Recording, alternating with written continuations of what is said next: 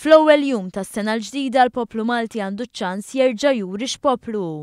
Dan fil-festa ta' ġenerożità mad-Dar tal-Providenza, okkażjoni li fiha l-istess dar tespon il-ħidma li tagħmel matul is-sena bris il-110 resident.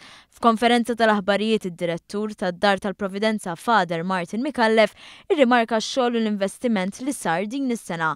Fost oħrajn kienet inawgurata l-pixxina terapeutika li d-Dar tal-Providenza kienet ilha taħdem fuqha u l-iswiet mal-400,000 euro. Sar xogħol estensiv ta' manutenzjoni fosthom fl-estensjoni tal-kappella u x-xogħol fis-Sala San Pawl li tintuża biex jittella xi teatrin.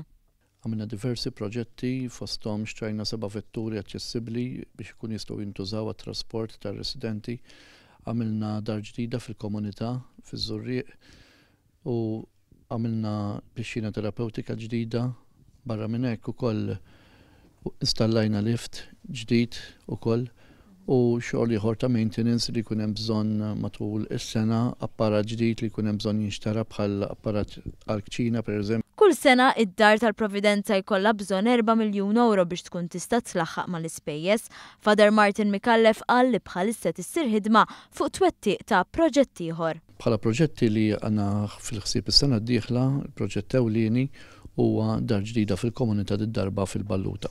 Id-direttur tad-Dar tal-Providenza Father Martin Mikallef appella lil pubbliku biex bħalma għamel fi snin preċedenti hekk ukoll din id-darba jkun ta' kontribut u jsostni ħidmet id-Dar tal-Providenza.